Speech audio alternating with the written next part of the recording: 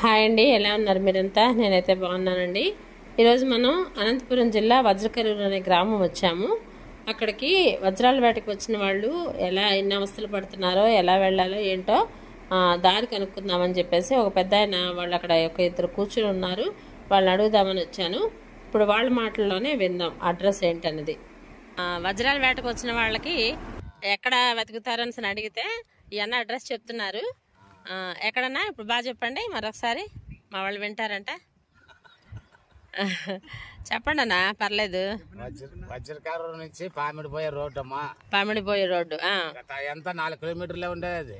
బోడసనపల్లి తిరిగి అది దిగితేనే ఇట్లా లెఫ్ట్ సైడ్ తీసుకోవాలి. అంత కొండ ప్రాంతాలు అవి. ఓహో, అక్కడ ఉంటారా జనాలు? విలువైన వజ్రాలు అంతా ఆడే. అవునా, ఓకే. అక్కడ ప్రయాణించలేరులే. గుట్టల్లో ఉన్నారంట మనుషులు. ఎంత దూరం ప్రయాణించలేమంటావన్నా? 4 కిలోమీటర్లు మీరు ఫ్రీగా తిరుగుతారు. తర్వాత 2.5-3 కిలోమీటర్లు అవుతుంది అడవిలో. ఆడ మా పొలం ఉంది, ఆడ 10 ఎకరాలు ఉంది. ఆడ రేకుల షెడ్ వేసినారు. నల్లలమ్మ అనే గుడి ఉంది ఆడ. నల్లలమ్మ గుడితే పోతే షెడ్ నిర్మాణంలో ఉంది.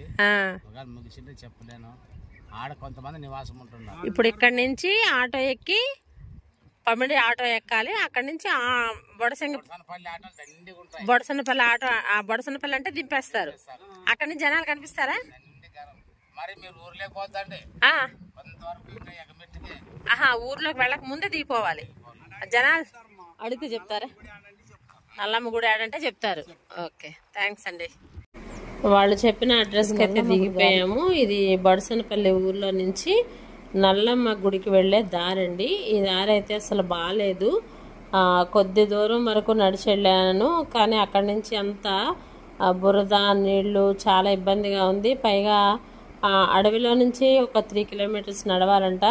అక్కడ వరకు వెళ్ళి ఇంకా నడవటానికి నాకు చేత కాక భయం వేసి వెనక్కి వచ్చేస్తాను. ఎవరైనా తోడు ఉంటే పర్వాలేదు, కానీ ఒక్కరమే వెళ్ళాలంటే అరణ్యాల్లోనే ఏమో ఎలా ఉంటాయో మనకు తెలియదు కదా, తెలియని వాతావరణం అని చెప్పేసి వెనక్కి వచ్చేసాను.